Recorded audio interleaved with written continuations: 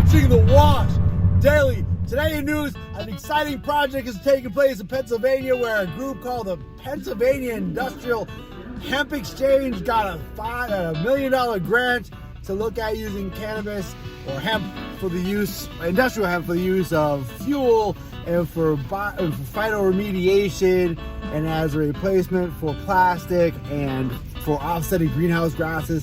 It's very exciting because Pennsylvania is actually one of the oldest states we have that's had a long history with hemp. They go back into the 1700s with their hemp production for sales and for rope and that kind of thing. Pennsylvania has a lot of farms, a lot of farmers, and they're pairing up with universities. So they're going to have a ton of university students getting involved on the grassroots level of growing cannabis and figure out which cultivars work well in the states and methods of getting propagation and all kind of cool things. So it's a very exciting project, and then it's going to be starting in the next few months, I guess.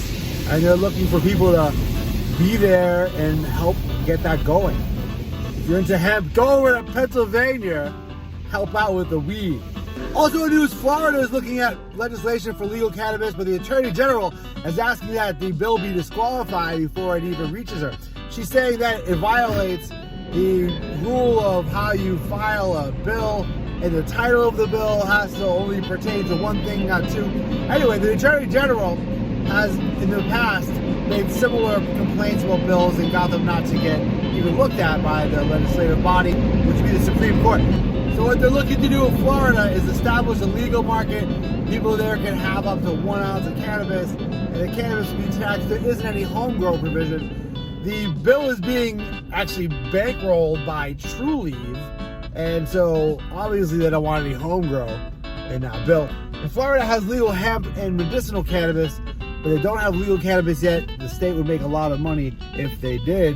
The current proposed bill would give Floridians up to 1 ounce of cannabis, no home grow, and they would be able to get up to 5 grams of concentrates. Also in news, a big study on medicinal cannabis showed that there was about a 10 to 20% increase in health benefits.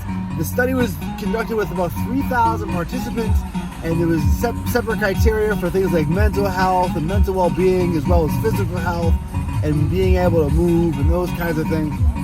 The study was conducted as researchers are looking at the effects of medicinal cannabis as medical cannabis is becoming more prevalent and more popular. Researchers are looking at the effects of medicinal cannabis as the effects are shown to be pretty effective. A lot of people are experiencing some benefit from the use of medicinal cannabis, especially as it relates to their overall quality of life.